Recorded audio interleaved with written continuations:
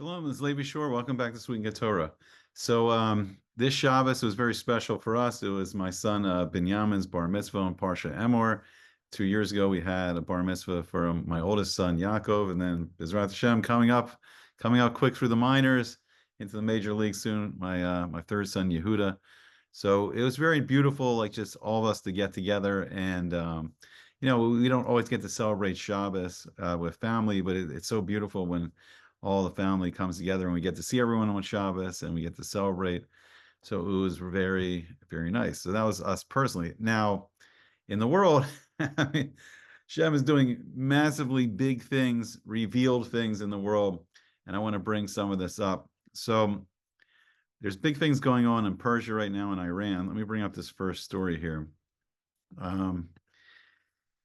So what's happening is we'll go through this article in Yeshiva World News, and we're just going to go through these two articles, and it's really incredible, some of the things that Hashem's doing in the world. But it says there is an Iranian Jew, Arvin Natanel, I'll try to pronounce this, Ghahremani, who's 20 years old, and he was supposed to be executed first on Shabbos. So first on this Shabbos on Parsha Emor, he was supposed to be executed, and we'll talk about why. And then they pushed it off until Monday, until today.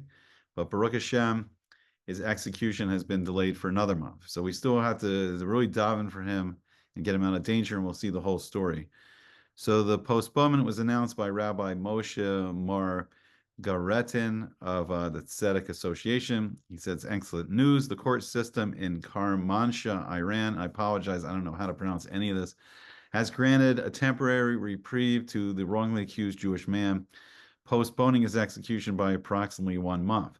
We remain hopeful that justice will ultimately prevail, leading to his timely release and exoneration. So Rabbi Mar Garetin held a meeting on Friday about the case with New York Senator Kristen Gillibrand at the home of Jewish billionaire and philanthropist Alex Roth. A New York Post article revealed further details of the case. So Arvin was exercising in a gym in the city of Kermanshah, and it's about 326 miles from Tehran, which is the capital of Iran, and it's in the western part of the country, when he was ambushed by 7 men, including a 40-year-old man who owed him money, said Rebbe Danny Yiftach, who translated the Iranian court documents for the Post. So there's a picture of Arvin Natanel ben Sonia Tziyona. So everyone should daven for him because he's still not out of danger yet. We'll see why. The purported victim, Amir Shokri, he pulled out a large knife and he stabbed Arvin. He stabbed Ghahremani, and Arvin fought back in self-defense and then stabbed him. So Ghahremani was convicted of being an accomplice to the intentional murder of a Muslim and was intentionally inflicting non-fatal injuries. So Dr.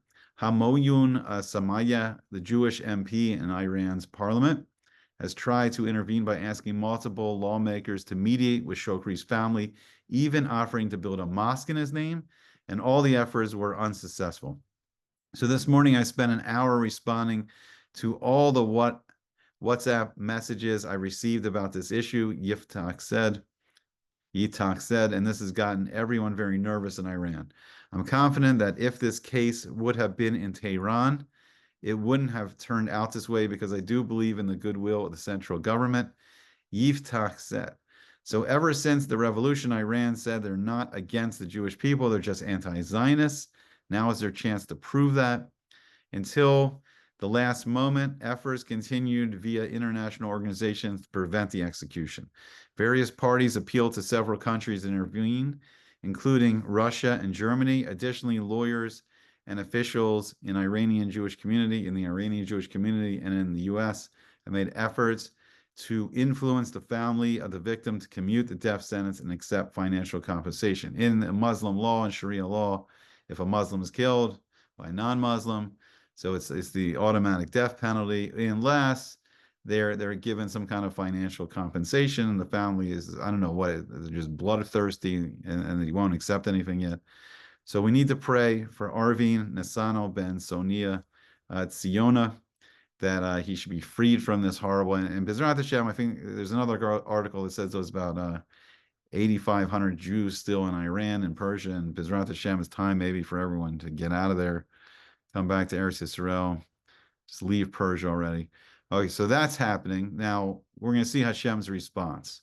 So they want to kill this young Jewish man who was attacked by this Muslim in Persia and Iran, and the family won't take compensation. So what did Hashem do? So let's see what Hashem's response was. So this was Hashem's response. Raisi, the Muslim president, the great Russia, Raisi, he is gone. Iran's president, foreign minister, was confirmed killed in an epic helicopter crash. May 19th, this article is from 2024. I think they just found the wreckage. It's official. Iranian President Ibrahim Raisi and Foreign Minister Hossein Amir Abdullahian,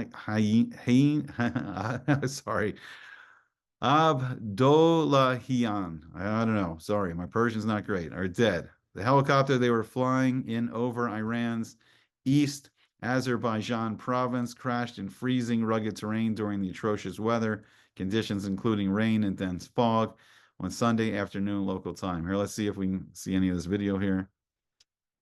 So this was, I believe, this is a search and rescue team that was looking for the helicopter crash. They were trying to find the Iranian president and the foreign minister. The search for Raisi, whatever his name is, and his sorry fellow helicopter riders took some 18 hours, with search and rescue teams struggling almost endlessly to locate the helicopter's wreckage.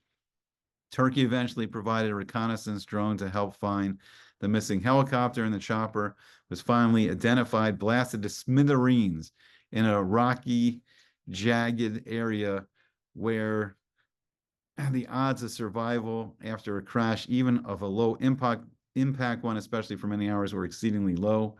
Raisi had been on the border with Azerbaijan early Sunday to inaugurate a dam with Azerbaijan's president Ilham Aliyev. The dam is the third of one of the two nations built on the Aros River. He was flying back from the ceremony in a 3-helicopter convoy. The 2 other helicopters reached their destinations, while the one he and the foreign minister were in went missing, sparking a massive, frenzied, and ultimately dragged out search. The 63-year-old Raisi formerly led the country's judiciary and earned the nickname Butcher of Tehran by sentencing thousands of Iranians to death in the 1980s, was viewed as a prodigy of Iran's supreme leader, Ayatollah Ali Khamenei, and many analysts have suggested that he could replace the 85-year-old leader after Khamenei's death or resignation. Raisi won Iran's rigged presidential election in 2021. I guess they copied off of the rigged election we had for Joe Biden in the U.S., a vote that saw the lowest turnout in the Islamic Republic's history. Raisi was sanctioned by the U.S. in part over his involvement in the mass execution of thousands of political prisoners in 1988 at the end of the bloody Iran-Iraq war. Lovely human being. Under Raisi, or Raisi, whatever his name is, Russia, Iran. Give me one moment. Okay, we're back. We'll have to edit that out. Under Raisi, Iran enriched uranium at nearly weapons-grade levels and hampered international inspections. Under his watch, Iran armed Russia in its war on Ukraine, as well as launched a massive drone and missile attack on Israel amid its war against Hamas in the Gaza Strip. He also directed the continued arming proxy terrorist groups in the Middle East, like Yemen's Houthi rebels and Lebanon's Hezbollah, among many others. Meanwhile, mass protests in the country have raged for years. The most recent involved the 2022 death of Mahsa Amini, a woman who had been earlier detained over allegedly not wearing a hijab or a headscarf to the liking of authorities. The month-long security crackdown that followed the demonstrations killed more than 500 people and saw over 22,000 detained. The sudden death of Raisi throws Iran into a state of uncertainty as the country grapples with regional conflicts, economic woes, and a looming secession crisis. Iran is already engaged in a regional war involving direct military action and proxy conflicts. Its adversaries, including the United States, Israel, and Saudi Arabia, are considering strengthening their security ties to counter Iran's influence. The Iranian economy is also facing significant challenges with the potential for future sanctions from the United States.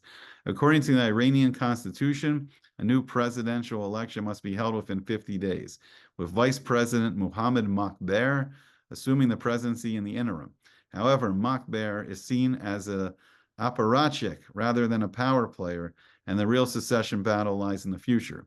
The Guardian Council, a group of clerics and lawyers, will decide who is eligible to run in the next presidential election. In the past, they have disqualified hundreds of potential candidates, leaving only a handful of approved contenders. The more significant secession, however, is the one that will follow Khamenei's eventual passing. The supreme leader turned 85 last month. The day that Israel fired missiles near his prized nuclear facilities in Isfahan. For years, Iranians seed Mojtaba Khamenei, the supreme leader's son, and Raisi as the two leading candidates to take over. With Raisi's death, Mojtaba's path to power may be clear, but other dark horse candidates could still emerge. Here we have a picture of President Ibrahim Raisi, and here we have him again. Let's see if there's any more to this article.